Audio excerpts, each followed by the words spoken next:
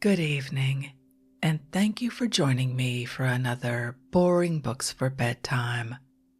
I hope tonight's selection provides all the boredom your busy brain needs to quiet down and let you get some sleep. Before we begin, I'd like to give a special shout out of thanks to some new members of our Patreon family, Anna and Danielle S. Thank you both so much for supporting this podcast. By becoming members of Patreon, you help us remain 100% listener supported and ad-free for everyone, and it's very much appreciated. If you're interested in supporting Boring Books for Bedtime and finding out more about the perks available to subscribers, including exclusive episodes heard nowhere else, you'll find a link to Patreon in the show description. You'll also find a link to buymeacoffee.com, where you can support us with a one-time tip, no subscription required. I hope you'll take a moment to check them out. Now, let's read and relax. Find a comfortable spot. Adjust your volume. Take a nice deep breath in. Let it out slowly. And off we go. Tonight, let's continue with a relaxing speculation about life in the past, with more from Life on a Medieval Barony, a picture of a typical feudal community in the 13th century, by William Stearns Davis, Ph.D., Professor of History in the University of Minnesota. First published in 1922 by Harper and Brothers, New York and London. Let's pick up right where we left off at the beginning of Chapter 2. Let's begin. Chapter 2: The Castle of St. Aliquis. The castle makes the feudal ages possible. It is because Western Europe is covered with thousands of strongholds, each of which can stand off a considerable army, that we have the secular institutions of the 13th century. To be the owner and lord of at least one castle is the dream of every nobleman. And in fact, until he can hoist his own banner from his own donjon, he hardly has a defined place in the feudal hierarchy. As we have seen, the castle of St. Aliquis is now nearly 350 years old. Since it has been continuously inhabited by enterprising owners, its structure has been as continuously changing. However, if we had come to the barony only 50 years ago, we would have found a decidedly primitive structure. The general plan of Heribert's original stronghold was then still retained. First, on the landward side of the triangle above the two converging rivers, there was a rather deep moat. Next, a parapet, whereof the lower part was made of earth taken from this same moat, and upon the mound rose a strong palisade of tree trunks. Within the palisade were barns, outbuildings, and barracks for such of the baron's men as did not live in the inner stronghold. Then last of all was the donjon, the castle proper, a huge square tower built with little art, but which defied attack by mere solidity. The entrance to this grim tower was by a steep inclined plane, leading to a small door in the second story. In case of danger, if the palisade were forced, the seigneur and his men retreated into the tower, knocked down the wooden gangway, and shouted defiance to the enemy. The mass and height of the donjon baffled any ordinary methods of attack, save that of blockade and starvation, and there would be 6 months' supply of wheat, salt beef, and ale in the tower vaults. Nevertheless, this seemingly impenetrable fortress did not suffice. In the first place, superior methods of siege warfare were developing. The stoutest fortifications could be cracked. In the next place, if the donjon were hard to enter, it was almost equally hard to sally forth from it. No rapid sortie could be made from the door in the second story. The defense must be wholly passive. Finally, this stark masonry tower was a most uncomfortable place, with its cavernous halls barely lighted by tiny loopholes, frigid in winter, stifling in summer, unsanitary. In short, almost intolerable for habitation by a large body of men. After the First Crusade, 1094 to 1099, numerous cavaliers came home with great tales of the fortresses of the Byzantines and the Saracens. During the 12th century, consequently, castle architecture underwent a remarkable transformation. Richard the Lionhearted built Chateau Gaillard in Normandy. His mighty rival Philip Augustus built the famous Louvre to dominate Paris, and erected other new-style castles with cylindrical towers at Montargis, Poissy, Dourges, and elsewhere. Already by 1220, the plans were being drawn for a great castle at Coucy, built between 1223 and 1230, which is to be almost a model for all subsequent fortress builders until the advent of gunpowder. Baron Garnier, whatever his crimes, had certainly understood the art of war.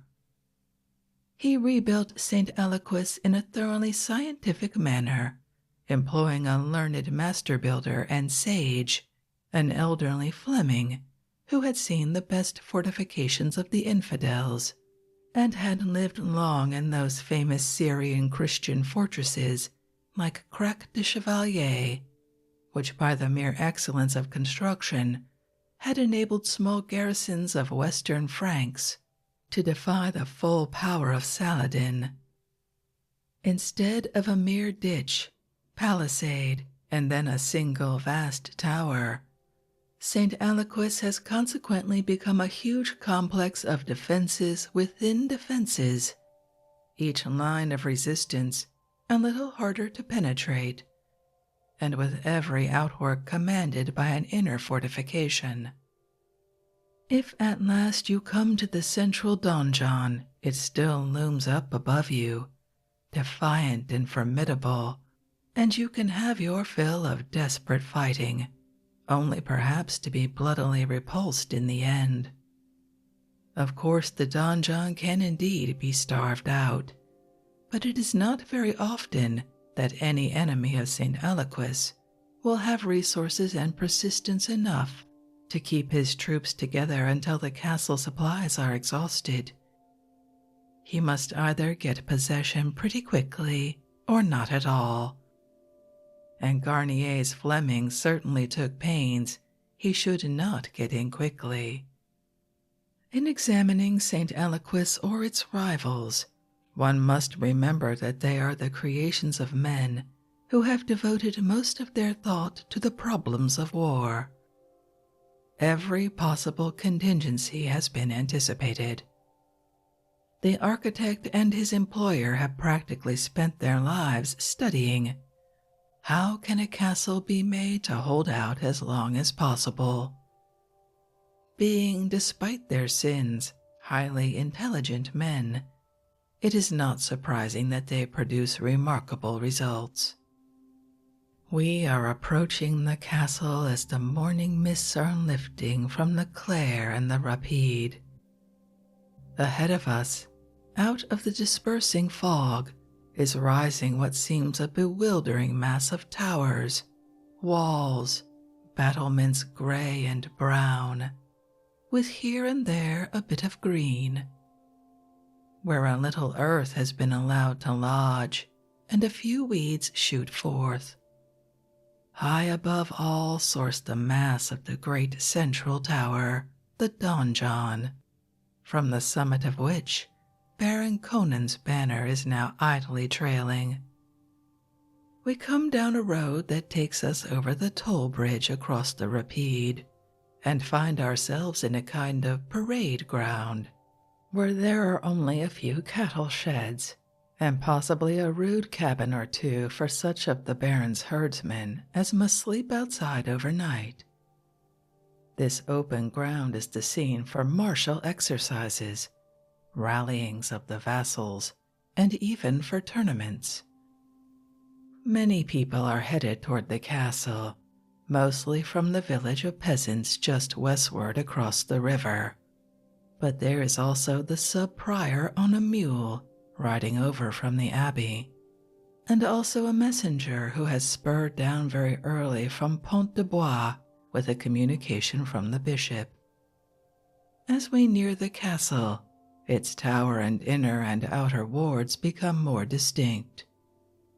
We readily believe that it took Garnier's architect 3 years to carry through the work, that all the peasants of the barony had been put to grievous corvées or forced labor digging, hewing, and dragging stone, or working the great derricks, and that 10 expert stone cutters and fully 80 less skilled masons had been hired in from Paris, Rheims, and Orléans, besides a master mason who demanded rewards that seemed outrageous for a mere villein and not for a belted knight.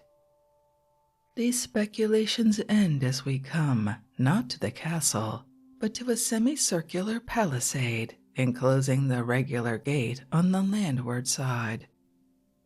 This palisade is too high to scramble over. The piles are too sharply pointed and stout enough to stand considerable battering. This outwork is the barbican, the first of the long series of obstacles awaiting the foe.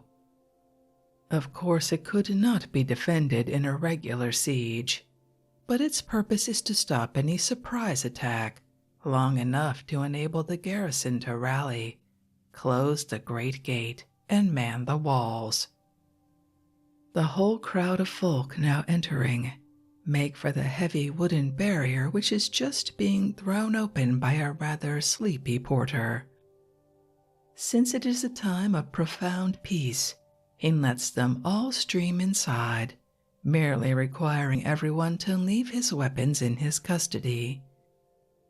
We pass unchallenged, thanks to the kind fay aforementioned, who has rendered us as invisible as the owner of Gig's ring.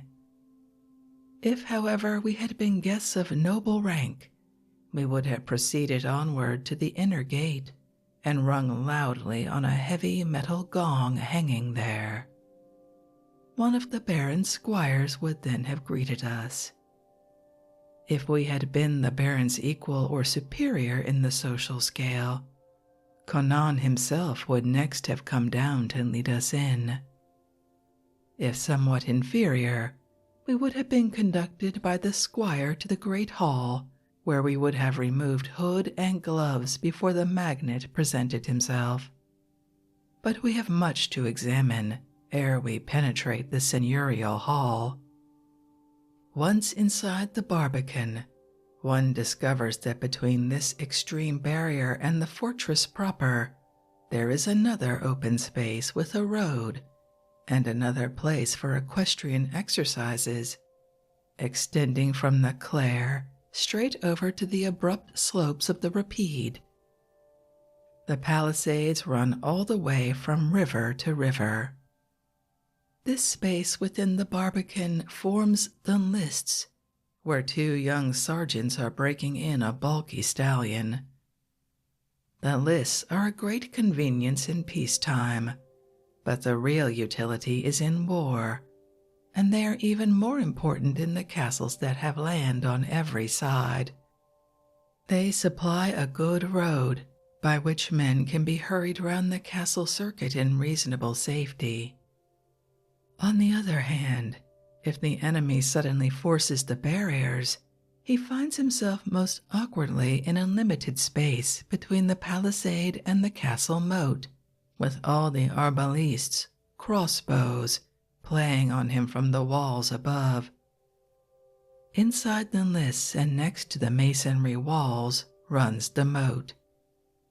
It is some 20 feet wide, partly filled now with scum-covered rainwater. In the spring the varlets have great joy here hunting frogs. But as the year advances, it assuredly breeds mosquitoes. It constitutes, however, another formidable barrier to an enemy, and that is its sole object. After crossing these lists, the path leads straight to the drawbridge. This has just been lowered by means of heavy counterpoises swung on a kind of trestle overhead, for even in peace times no seigneur will sleep soundly before the drawbridge is up. The portcullis, the frame of iron bars which is lowered whenever the bridge is raised, has also been hoisted in its groove by the gateway. The heavy oaken gates, faced with metal, have not been unbarred, however. A smaller door, just big enough for a horse, has been opened in one of them, admitting to the castle proper. Despite the earlier scrutiny at the barbican, one now catches a watchful eye at the small window in the turret close beside the portcullis. The chief porter has a very responsible position. Many a fortress has been lost because he has been careless or unfaithful. He would, in any case, be chargeable if he admitted unwelcome guests or idle rascals. Porters are often accused of being gruff, insolent, fat, and lazy, but part of their bad name comes because they have to repel bad characters. And now we are about to enter the outer ward or bailey of the castle of St. Aliquis. The walls and towers of these outer defenses are less formidable than those of the inner ward, yet they seem of massive thickness and imposing altitude. There is a solid round tower covering either side of the gate.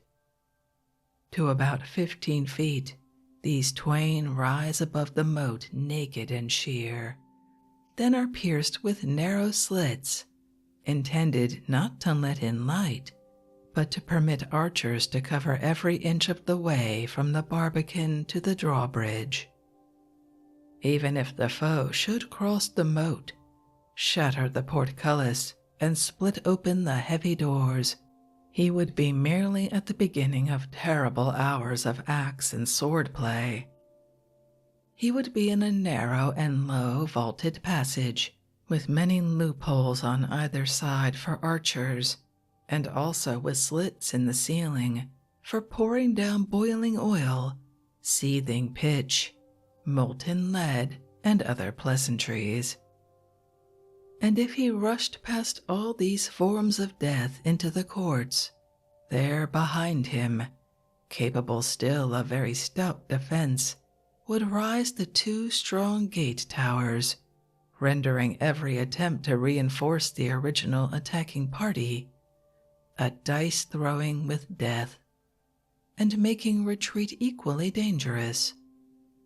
Few leaders, therefore, will be foolish enough to try to storm St. Aliquis simply by a desperate rush against the gate. From the 2 gate towers right and left, there extends a considerable stretch of sheer wall, terminating at either extremity with 2 more towers, which mark the corners on the landward side of the fortress. These 4 towers, of course, by projecting far beyond this curtain wall, are posted so as to permit a steady fire of missiles on any enemy who may somehow ensconce himself close under the wall. The two sections of curtain wall themselves are some dozen feet thick, with a firm walk along their summit protected by a stone parapet. To enable the defenders, however, to drop stones and other forms of destruction upon attackers who may be under the very base of the wall, and defying the bolts from the towers, a structure of heavy timbers can be built out all along the wall overhanging the moat. These wooden hoardings are strong enough to withstand many stones from the casting engines, but they can sometimes be set on fire. In a siege, therefore, they will be covered with raw hides. The same will also be put over the conical wooden roofs which cap the towers. Since this is a time of peace, however, the hoardings stand weather-stained and bare. To cover the entire woodwork with hides will be one of the first tasks of the garrison in case of a serious alarm. As we survey the outer walls of the castle, it is clear that no enemy will try to batter down the towers.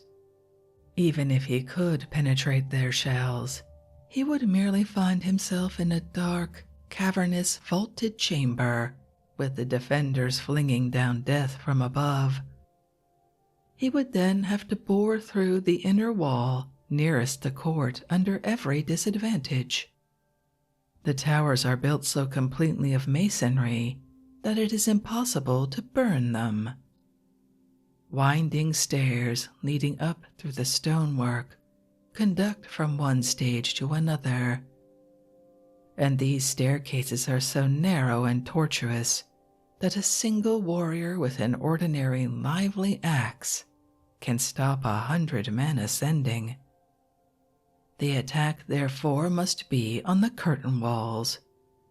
But even here, supposing one has scaled the battlements, more troubles are awaiting.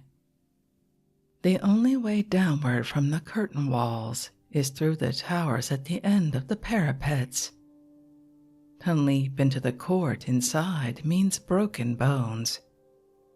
The gangways along the parapet are intercepted at several points by wooden bridges.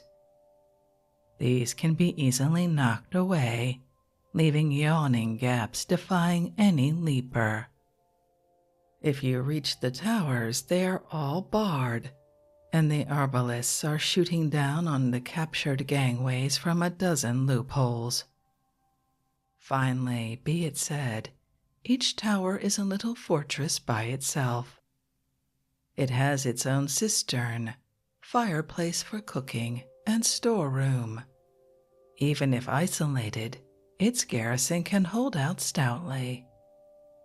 So much for the task of attacking merely the outer ward of St. Aliquis. The problems of the towers and the curtain wall detain one long, for they sum up the fundamental principles of 13th century fortifications. But now before us opens the broad court of the bailey itself, the scene of much of the homely life of the castle. In fact, the place now swarms with people busy with all kinds of activities. The pavement is none too clean. There are large muck piles, and one sees hens and a few pigs and dogs foraging everywhere. A genuine village really exists inside the bailey. To the right of the gate is a rambling thatched-roofed stable, where in a long row of stalls the 50-odd horses of the seigneur are champing their morning fodder. Near the stable stand tall ricks of hay. Behind these are a second line of inelegant wooden structures. They are the barracks for the less favored castle servitors, and for a part of the heavy-handed men-at-arms whom Baron Conan keeps for instant duty. On the left side of the gate are several more buildings. To be noted are a commodious carpenter shop, where saw and hammer are already plying, a well-appointed smithy, where at one ringing forge the Baroness's white palfrey is being reshod, and at another the master armorer is putting a new link into a mail shirt. The castle smith's position is no sinecure. He has to keep a great quantity of weapons and armor in constant order. He has to do all the recurring small jobs around the great establishment, and in emergency, to manufacture quantities of lance heads and arbalist bolts, as well as perhaps to provide the metalwork for siege engines on which may rest the fate of the castle. Canon's first armorer is accordingly one of the most important and best rewarded of all the servitors. Besides these workshops, there is a long storehouse, a repository for not merely the food, but all other kinds of supplies needful in a siege. Nearby stands a smaller shed-like structure, puzzling at first to strangers, but which explains itself by the shrill screams and cries issuing thence. It is the Baron's hawk house, the Mews, where the chief falconer is now feeding the raw meat to the great hawks and falcons, in which his noble masters take delight. Close to these secular buildings, however, there rises somewhat incongruously an elegant Gothic chapel with soaring pinnacles, a rose window at the end of a small nave, sculptured saints flanking the portal, and within one finds glorious stained glass, more saints' images and carvings, and a rich altar. This is the little castle church to which very many dwellers of St. Aliquis, including Monsieur and Madame, had repaired piously at grey dawn, and where now good Father Gregoire has just finished a rather hasty mass. The bailey, in short, is overrunning with activities. Horses are neighing, cows are being milked, an overladen donkey is braying. Yonder in one corner is a small building with a tall chimney. Here is the seigneur's great oven, whither not merely the castle folk, but a great number of the peasants resort to bake their bread. In front of the chapel bubbles a little fountain, and chattering women scantily attired are filling their water pots. Noises of every kind blend in a hubbub. Lastly, we notice, close to the inner drawbridge, another building again with a tall chimney. This is the castle cookhouse, where the dinners are prepared for the great hall within. A glance through the door shows the vast fireplace, where one can roast a whole sheep or a small beef entire. The cookhouse is located here because of the danger of fire in the inner castle, and because the position is convenient for the great number of the servitors who must eat in their barracks. When it is mealtime, however, this arrangement compels a prodigious running to and fro, all through the dinner hour, between kitchen and hall, on the part of the 20-odd sergeants and squires who serve Baron Canon's guests and family. It bothers not the appetites of pious Christians that their food is cooked amid contending odors, and that many of the doings near the cookhouse make its condition extraordinarily unsanitary. We have now crossed the bailey and its teeming life. Before us rises the inner ward of the castle.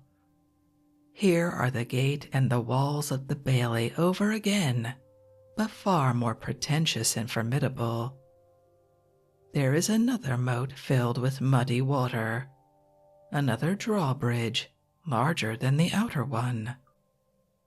The two gate towers are higher, their structures are thicker, more solid. The curtain walls are so lofty that arbalistiers thereon can pick off the enemy who may have gained the parapet of the outer defenses. Finally, between the gate towers and the towers at the end of the curtains, both to right and left, there is interposed an extra tower, making the flanking fire much more close and deadly. Consequently, the foe who could force his way into the bailey would thus probably find it merely a bloody cockpit. The retreating garrison would set fire to all the rude wooden buildings and rake the outer court with their bows and engines. If it would cost dearly to win the bailey, what would it not cost to storm the castle proper? The gate to the inner ward is flung wide, but the portcullis still slides in its grooves, being dropped every night to make sure that low fellows from the barracks do not prowl around the seigneurial residence in the darkness. Just at present, swarms of people are going to and fro between the two great sections of the castle, and jostling and laughing in the narrow passages. As we pass through to the inner ward, we realize a certain touch of refinement. The pavement is cleaner. Most of the servitors are better dressed and better mannered. Before us opens the great court of the castle, set with stone flags and reasonably well swept.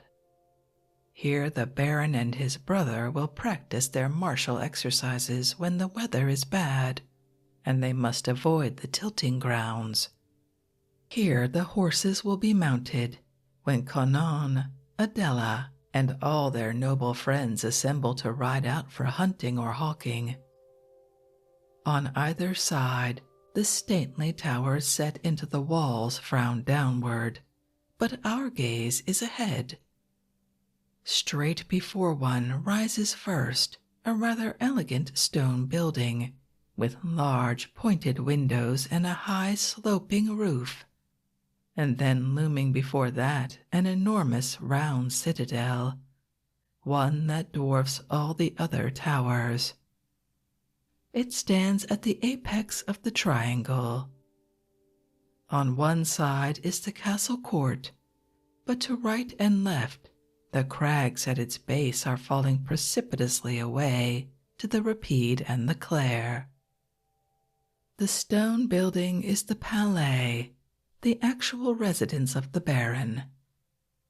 The giant tower is the donjon, the great keep of the castle, built on the site of Heribert's old stronghold, but 20 times as formidable.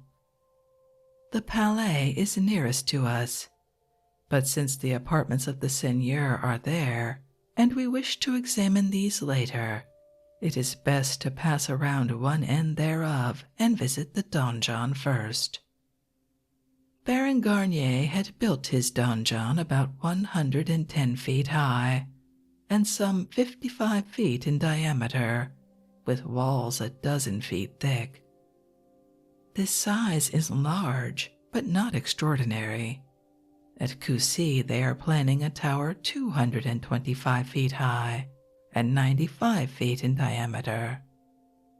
If Garnier had built a little earlier, he would have made it square, like that pitiless tower at Loches, which is only 100 feet high, but is 76 feet on its longest side.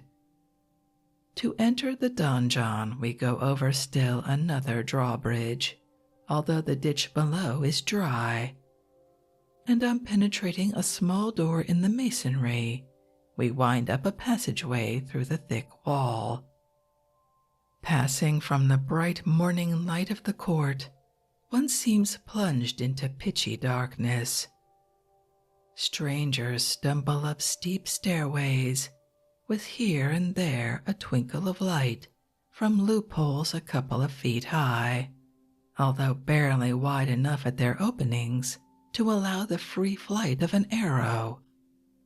Far below may be caught glimpses of the twinkling, rushing Rapide and of the bright green country stretching away in the distance.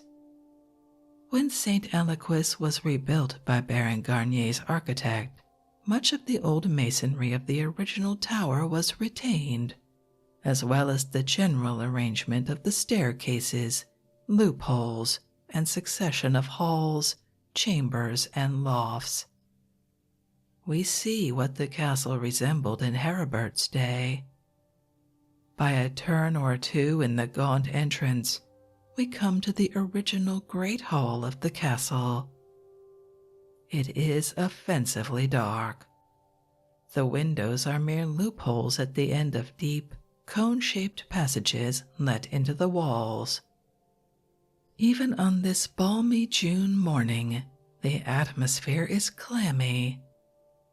As our eyes adjust themselves, however, we see that we are in a huge vaulted chamber with a great fireplace, and with a kind of wooden gallery about 8 feet above the floor, around the entire circuit. In this great chamber can be assembled a good fraction of the entire garrison. The seigneur or his spokesman, standing in the center or near the fireplace, can give orders which every man present can understand. Directions can thus be given for any move needful for the defense of the castle. As we shall see, there is now a newer and better hall in the more modern and airy palais, but the older hall is still used at great feasts for the overflow of guests. Even now are standing long oaken tables, duly hacked by the trencher knives of many boisterous diners. And on the walls, blackened by the smoke from the great fireplace, are hanging venerable trophies of the chase, antlers, the head of a bear, great boar tusks, as well as an array of all kinds of hunting weapons used by departed generations. If we were to follow the staircase down from the hall, we would come to an even darker vaulted apartment, used sometimes as a supplementary dormitory for the humbler guests, but also, to the astonishment of later-day medical usage, with small rooms set off to be used as a kind of sick ward, because every physician, whether schooled at Salerno, Cordova, or Montpellier, will tell you that darkness is the friend of health, and that few invalids can hope to get better unless they are kept as shaded and sequestered as possible. If we wish to pursue still lower, descending a black staircase with lanterns, the rocks would begin to drip dampness. We could hear the rushing of the rapide against the base of the castle. The journey would end at a barred iron door. Within would be a fetid, reeking chamber, lit only by 2 or 3 tiny chinks in the masonry, and with the bare rock for the floor. Here is Baron Canon's prison. He is counted a merciful seigneur, yet he thinks nothing of thrusting genuine offenders therein and keeping them for weeks, if not months, before releasing or hanging. Lucky if Maître Denis, the turnkey, remembers to bring down a coarse loaf each day, and if the rats do not devour the prisoner's toes. But we shall consider all such nice matters later. It is alleged that from these lower vaults there is an underground passage leading from the castle to a secret sally port at the foot of the precipice by the rapide. If a passage exists, however, it is known only to Canon and a few very trusted retainers. But not all such stories are false. Many castles have such secret passages, and at Coucy they are quietly planning to introduce a rather elaborate system of the same. Quite possibly St. Aliquis possesses something of this nature. Far pleasanter is it now to ascend from the main hall through a couple of stages of upper and airier chambers, now used as apartments by part of the castle folk, until by a dizzying ladder we reach the summit of the donjon itself.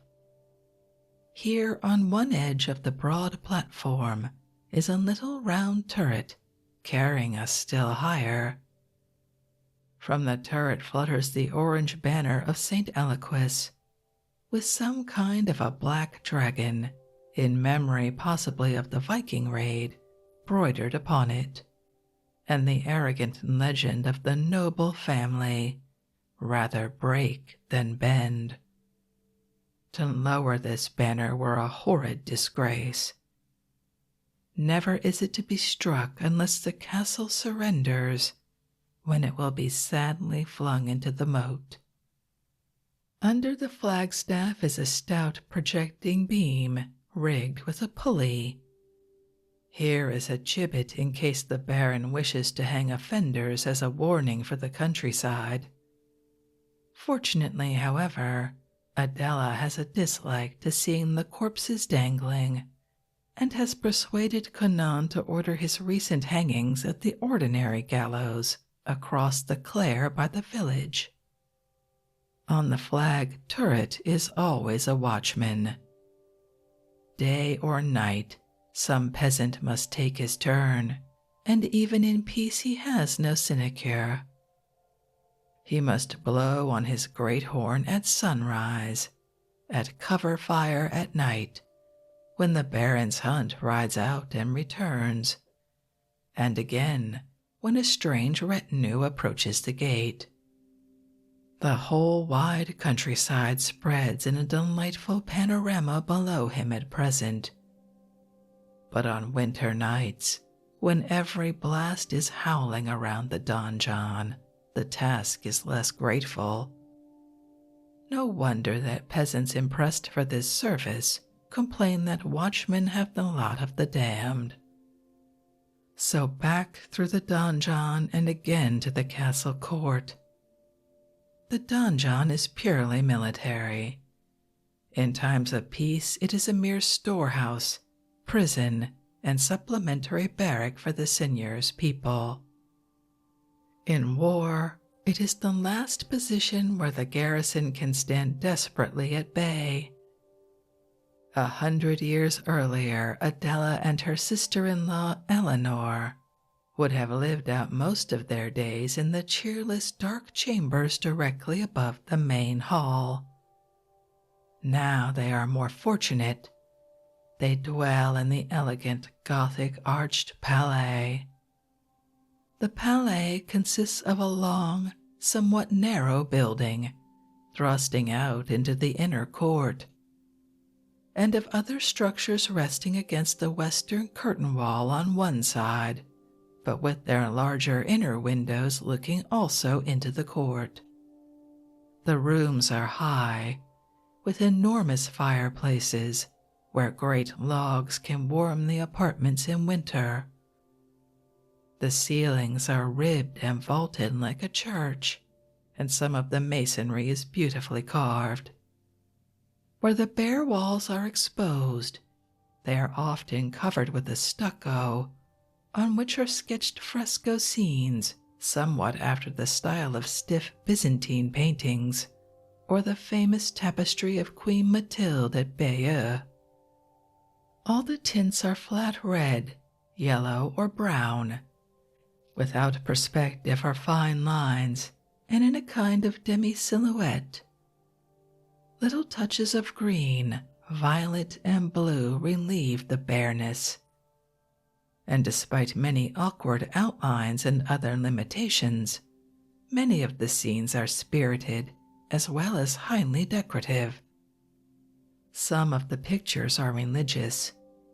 We notice Christ on the cross between the synagogue and the new law, a last judgment, an episode in the life of St. Aliquis himself. Also many secular pictures based often on the jongleurs' epics. Thus from the Song of Roland, there is the tearing by wild horses of the traitor Ganelon. The windows in this palais betray the luxury of the owner. They are not closed by wooden shutters, as are most other apertures in the castle. They are of glass, with very small panes set in lead. These panes in the smaller rooms are uncolored, although hardly of transparent whiteness. But in the huge dining hall, they are richly colored as in a church, giving a jewel-set galaxy of patron saints, like Saint Martin, the warrior saint of France, and of knights and paladins from Charlemagne and King Artus down, gazing benignantly upon the feasters below. This new hall is, of course, the finest apartment in the castle. Here, amid wood and stonework, deeply carved, the Baron's household sits down to dinner. It is, however, more than a mere dining room. Great feudal ceremonies, such as the receiving of homage, here take place. Hither also in bad weather or on winter evenings, nearly all the castle folk will resort. Messire will sit on the dais upon his canopied chair. Everybody else will wedge in as closely as possible. And after infinite chatter, jesting, dice-playing, and uproar, the ever-popular jongleurs will take station near the fireplace, do their tricks, sing songs, or recite romances. The hall is, in short, the focus of the peaceful life of the castle. There are other rooms in the palais, but considering the number of people who have to live therein, they seem rather few. There is little real privacy in St. Aliquis.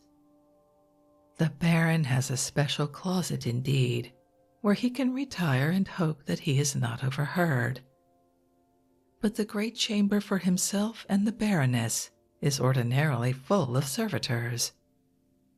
Next to the chamber is a second room where the Baron's sons sleep while they are little, and where honored guests can be lodged. Canon's brother and sister have each a large apartment, but there seems a singular lack of anterooms, boudoirs, and other retiring rooms. It is perfectly good manners to ask noble guests to share the same rooms with the family, and a couple of the Baroness's maids will sleep on pallets within her chamber, with the Baron's favorite squire just outside the door.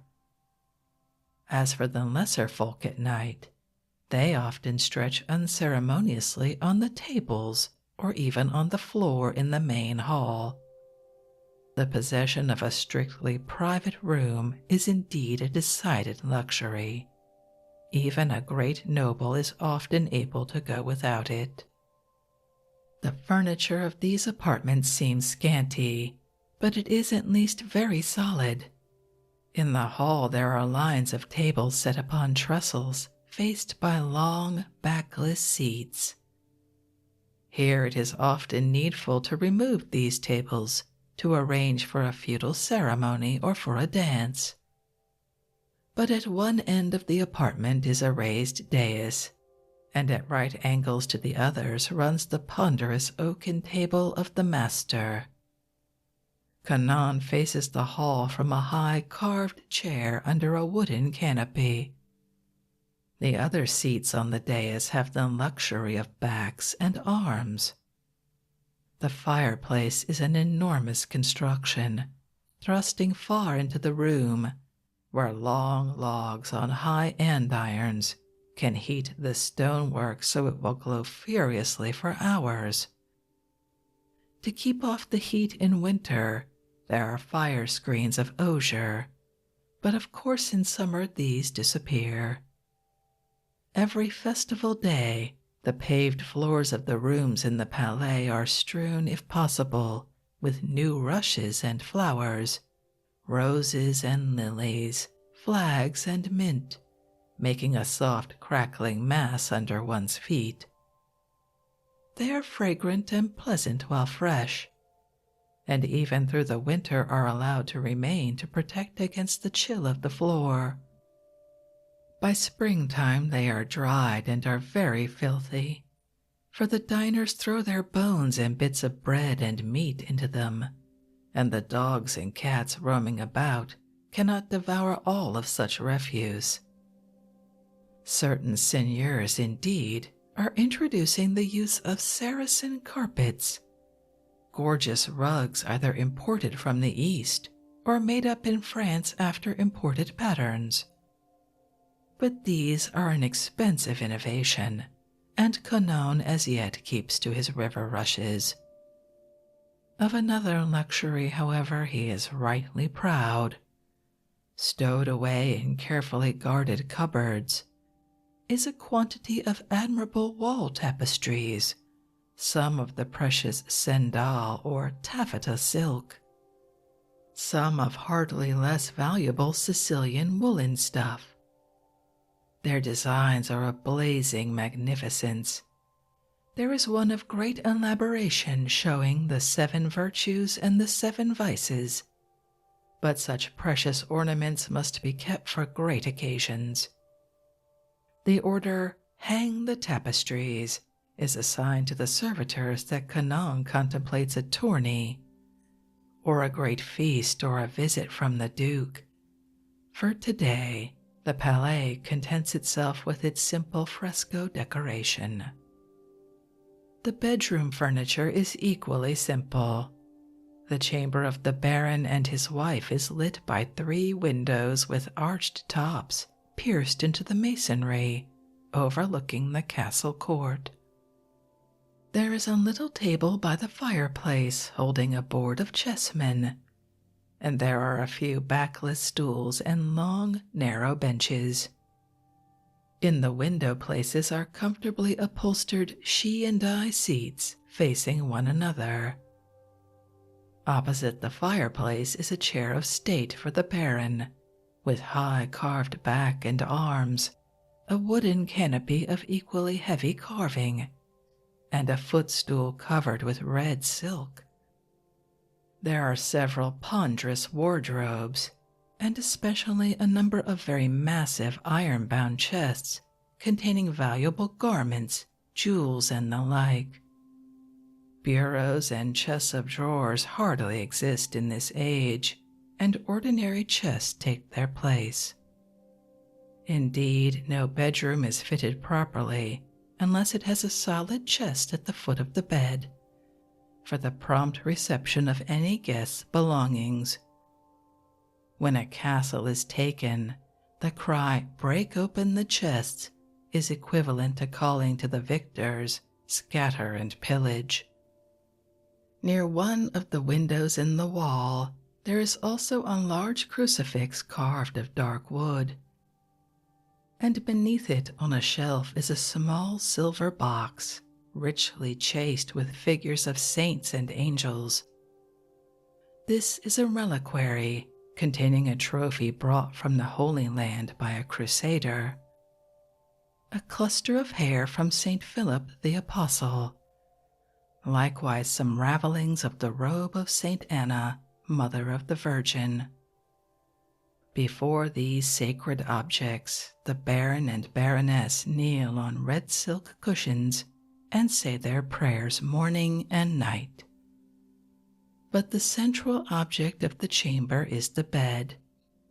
To have a fine bed for the master and mistress is the ambition of every feudal household.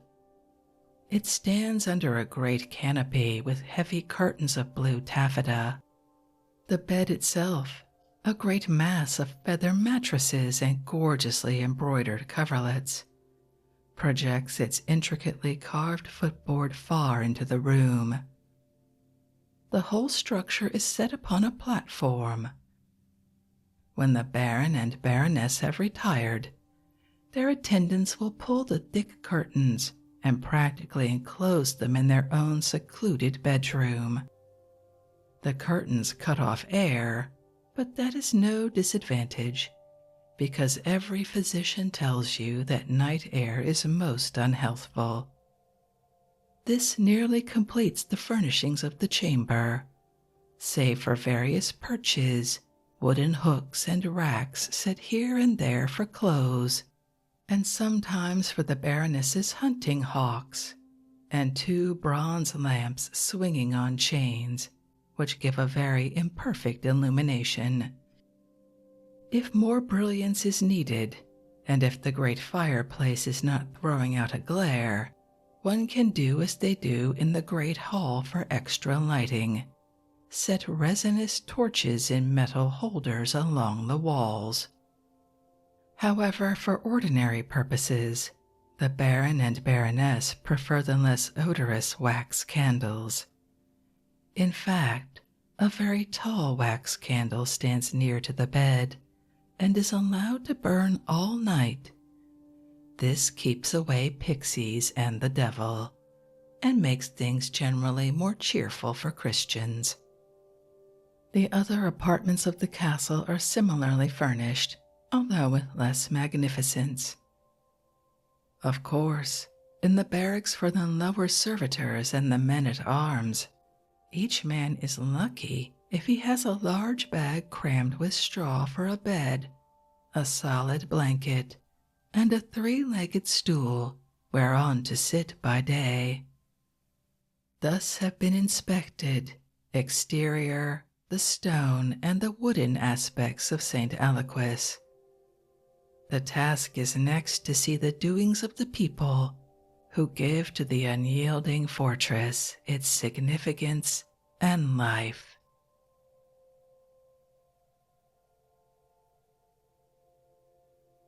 And with the end of Chapter 2 and that hint of things to come, I think we'll end this evening's reading from Life on a Medieval Barony, a picture of a typical feudal community in the 13th century.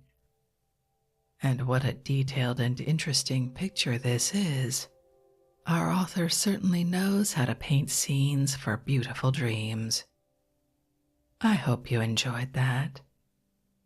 If you'd like to read this work for yourself and see the illustrations it contains, as always, you'll find a link to a free ebook from Project Gutenberg in the show description.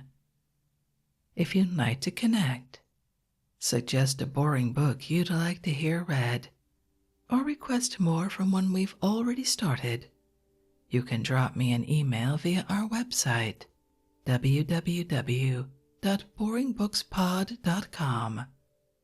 It's always a pleasure to hear from you. Thank you so much for joining me for this evening's reading. Until our next boring book, good night.